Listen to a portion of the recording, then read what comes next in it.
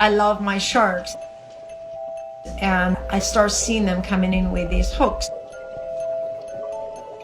The hook removal started like anything would start when you love someone. I just wanted to make their lives a little bit better, to relieve their pain.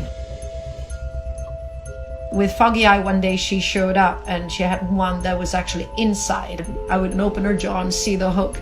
And then at a certain moment, I decided to basically stick my hand in and pull the hook out.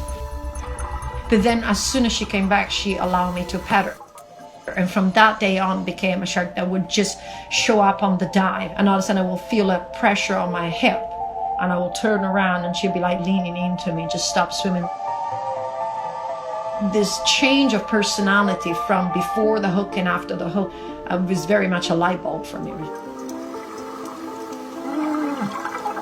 When I remove the hooks, I feel happy, satisfied, and relieved. And then the other thing I notice is as I start removing hooks from my known sharks, other sharks will start showing up with hooks. People ask me, do they communicate? And I'm like, yes.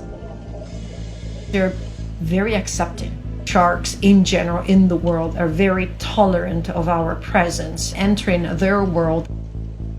I wanted to pet a shark from the first moment I saw one. It took a year and some time before the transition between being a diver and then being a professional and then working with sharks and then finally having a shark in my lap. It's understanding that it's done on the shark's terms, not on mine. Because every time a shark does that, I do realize what a privilege it is.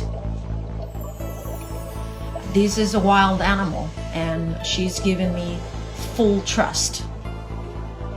It's a complete abandonment, saying, well, in this moment I trust you, you're not going to hurt me. It is something to be absolutely in awe of, no matter how many times it happens. What I developed is an appreciation for their vulnerability. I've dedicated a lifetime, 26 years, and 25 of those have been spent in the water with sharks. We may still be a little bit afraid of sharks, but we need sharks. The sharks are vital for balancing the ecosystems, and this planet survives on the balance of the oceans.